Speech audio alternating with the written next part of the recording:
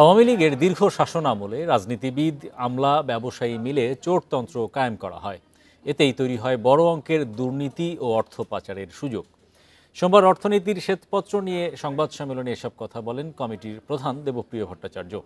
এ সময় বলা হয়, অতি মূল্যায়িত উন্নয়ন প্রকল্পে নেয়া ঋণের বোঝা বহন করতে হবে পরবর্তী প্রজন্মকেও। আওয়ামী লীগের ১৫ বছরের বেশি শাসনামলে রূপপুর পারমাণবিক বিদ্যুৎ কেন্দ্র, কর্ণফুলী টানেল, পদ্মা সেতু, মেট্রো রেল সহ বড় বড় প্রকল্পে ব্যয় হয় কয়েক লাখ কোটি টাকা। এর বড় অংশই আসে বিদেশি ঋণ থেকে। প্রকল্প বাস্তবায়নে সরকার ঘনিষ্ঠরা পেয়েছে একচেটিয়া সুবিধা, দফায় দফায় বেড়েছে ব্যয়। এতে অতিরিক্ত ঋণের বোঝা নিয়ে হুমকিতে পড়েছে দেশ। যে হিসাবটা আমরা এখন সরকারিভাবে এতদিন পাচ্ছিলাম, অবস্থাটা কিন্তু তার থেকে অনেক বেশি।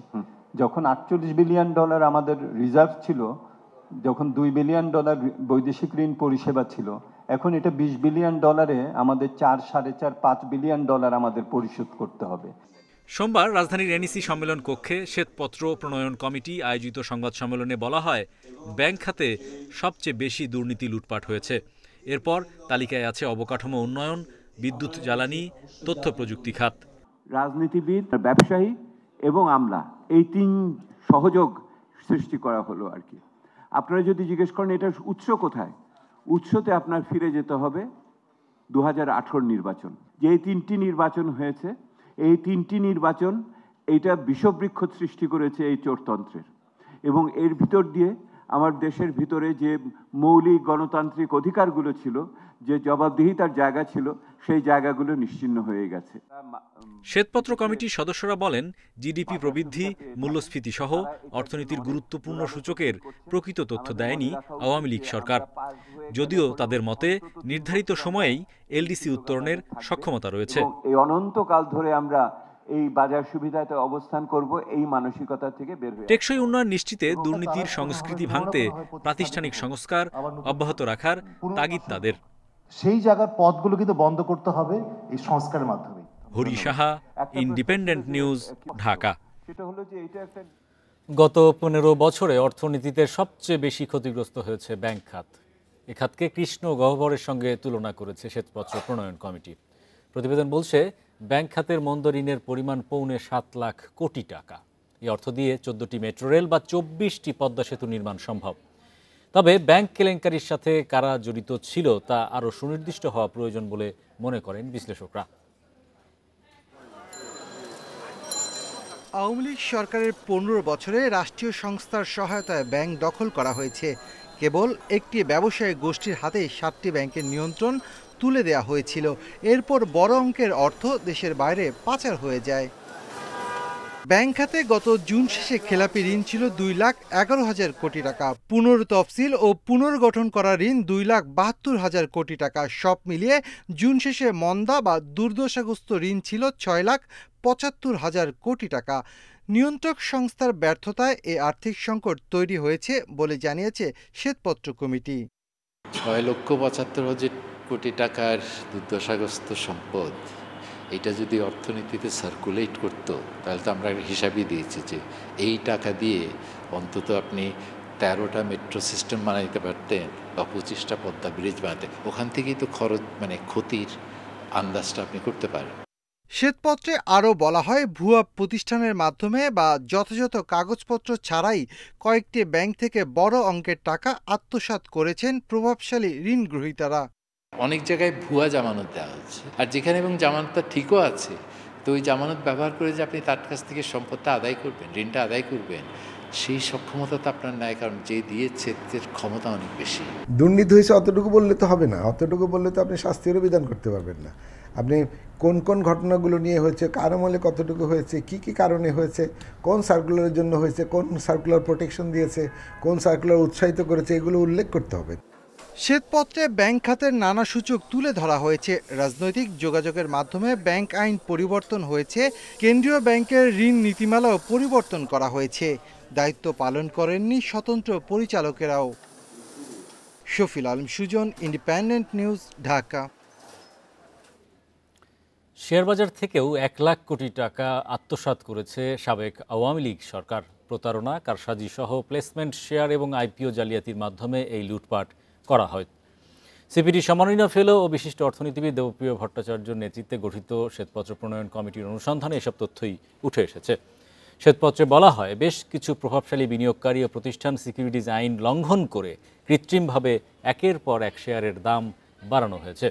এছাড়া শেয়ারবাজারের সূচক বৃদ্ধির সঙ্গে সঙ্গে মার্জিন ঋণের অনুপাত বাড়ানোর নিয়ম করা হয়েছে। এর মাধ্যমে শেয়ারবাজারের উত্থানে ইন্ধন দেওয়া হয়।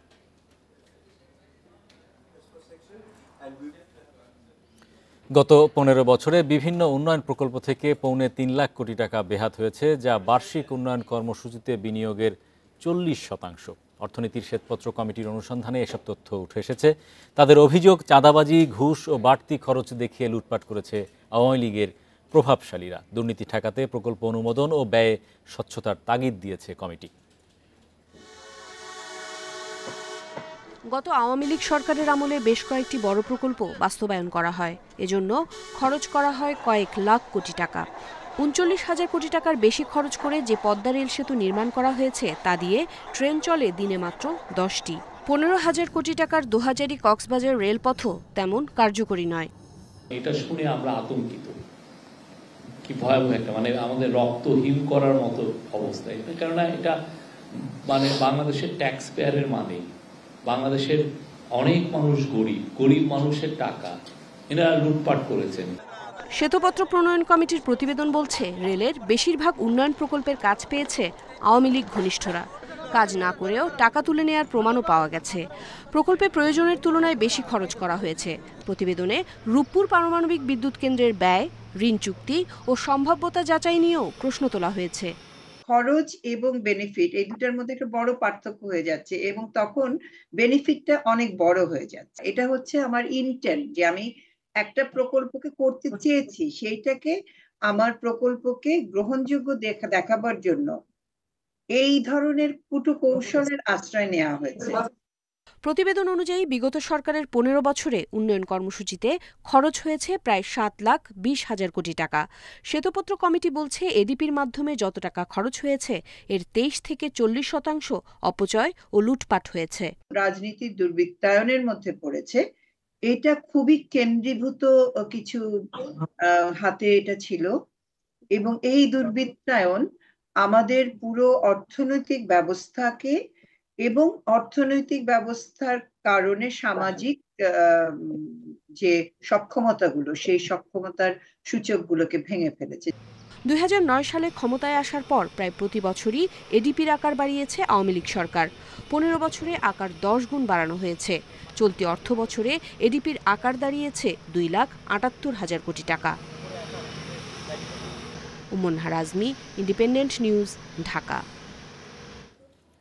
আগস্ট থেকে 4 মাস দেশে $200 কোটি বেশি রেমিটেন্স এসেছে। কেন্দ্রীয় ব্যাংকের হালনাগাদ প্রতিবেদনে এ তথ্য উঠে আসে। চলতি বছরের আগস্টে দেশের ব্যাংকিং চ্যানেলে প্রবাসী আয় এসেছে $222 কোটি 41 লাখ। সেপ্টেম্বরে এসেছে $240 কোটি 47 লাখ। অক্টোবরে আসে $240 কোটি রেমিটেন্স। আর নভেম্বর মাসে বৈধ পথে দেশে প্রায় $220 কোটি রেমিটেন্স পাঠিয়েছেন প্রবাসী বাংলাদেশিরা। আগের বছরের নভেম্বরে প্রবাসী আয় এসেছিল $193 কোটি। ফলে এবছর নভেম্বরে রেমিটেন্স বেড়েছে 12.25%। এক বছরের জন্য ওয়ালটন কেবলসের ব্র্যান্ড অ্যাম্বাসেডর হলেন ঢাকাই সিনেমার অভিনেতা সিয়াম আহমেদ। বৃহস্পতিবার প্রতিষ্ঠানটির কর্পোরেট অফিসে তিনি চুক্তিবদ্ধ হয়েছেন। এক বিবৃতিতে এ তথ্য জানায় ওয়ালটনের পক্ষে চুক্তিতে সই করেন প্রতিষ্ঠানটির সিনিয়র এক্সিকিউটিভ ডিরেক্টর চিত্রনায়ক আমিন খান। চুক্তি সই অনুষ্ঠানে ওয়ালটনের অতিরিক্ত ব্যবস্থাপনা পরিচালক ইভা রিজওয়ানা, ওয়ালটন হাইটেকের chairman business coordinator Abdullah Al Mamun সহ ঊর্ধ্বতন কর্মকর্তারা উপস্থিত ছিলেন। বর্তমানে নিজস্ব চাহিদা মিটিয়ে বিশ্বের 40টিরও বেশি দেশে পণ্য রপ্তানি করছে ওয়ালটন।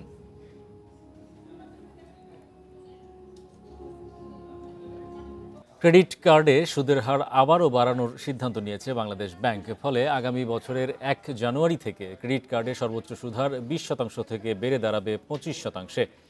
ব্যাংক ঋণের সুদহার বৃদ্ধি পাওয়ায় এমন সিদ্ধান্ত নেওয়া হয়েছে। রোববার এক প্রজ্ঞাপনে এমন তথ্য জানায় কেন্দ্রীয় ব্যাংক। বাংলাদেশ ব্যাংকের তথ্য অনুযায়ী উচ্চ মূল্যস্ফীতির এ সময় ক্রেডিট কার্ডের ব্যবহার বাড়ছে। সেপ্টেম্বরে দেশের অভ্যন্তরে বাংলাদেশিরা ক্রেডিট কার্ডে 2,668 কোটি টাকা খরচ করেছেন। আগস্টে যার পরিমাণ ছিল 2,332 কোটি টাকা।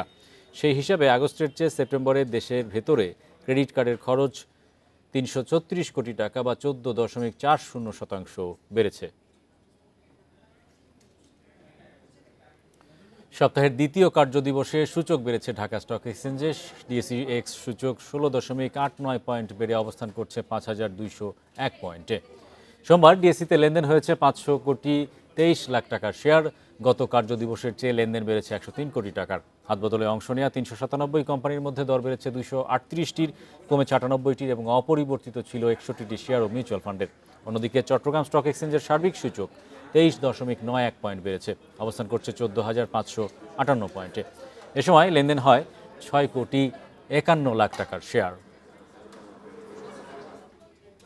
এই ছিল আজকের অর্থনীতি সারাদিনে। ইন্ডিপেন্ডেন্ট টেলিভিশনের সব খবর জানতে চোখ রাখুন ফেসবুক, ইউটিউব এবং এক্সে। আমন্ত্রণ আমাদের পরের আয়োজনে।